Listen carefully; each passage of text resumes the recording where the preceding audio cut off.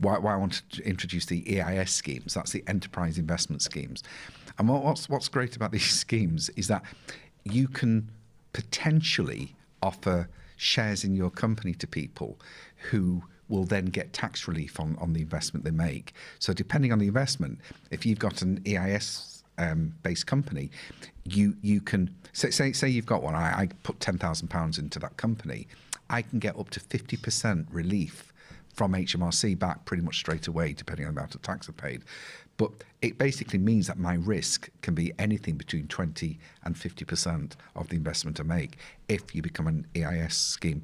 I don't get this, dude. Right? No. Because you've been going on about this for a few days now. Yeah, because it's something I want to look at a lot more for clients. You seem interested in it. Yeah. I'm sure they'd be interested. It's helping people, especially after all this, the nonsense people have gone through. A lot of people are going to, we want people out there plugging the businesses. So why doesn't everyone do it though?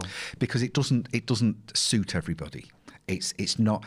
You've got to, obviously, if you're managing other people's money, then, or you've got other people, then there's a lot of responsibility in that.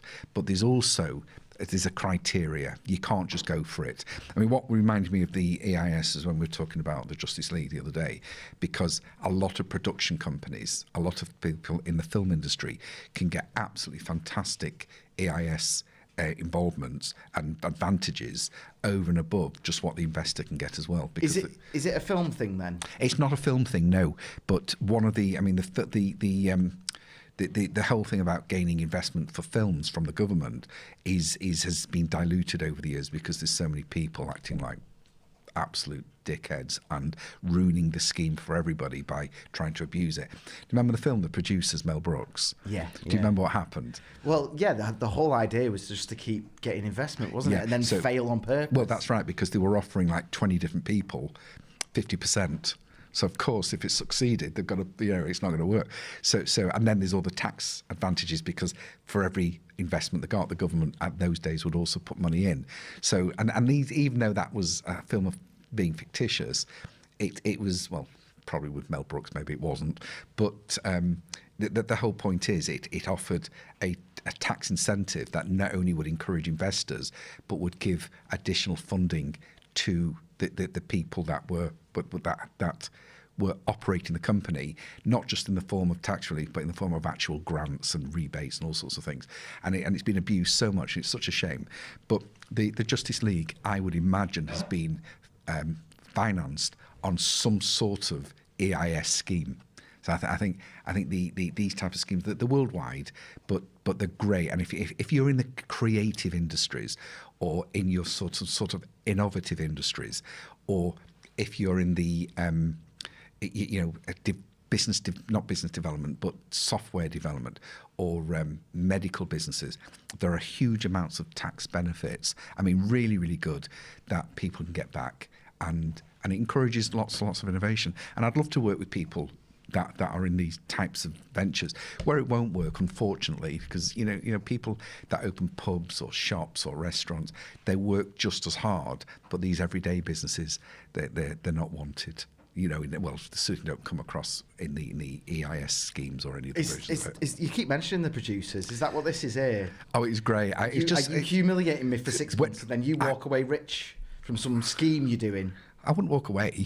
No, you should drive away. It worked. No, the thing. This is the thing with all these government initiatives and tax incentives. They shouldn't be looked at as a scheme to make you rich or to get what you can, but there are a means of helping you to really establish your business and grow the business. And this is actually one of the things with tax evasion. Because it's a misinterpretation of tax avoidance, and the government don't give you things so that you can pay less tax. They give you incentives in order so that they can direct you to certain types of businesses or ways of behaviour. The government are looking to make the country better for people and better for the institution, better for everything.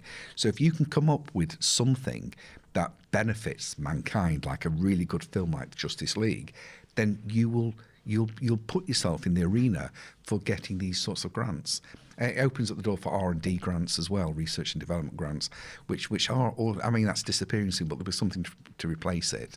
And there's lots of things for innovative business and ideas. So it's always worth discussing these things through.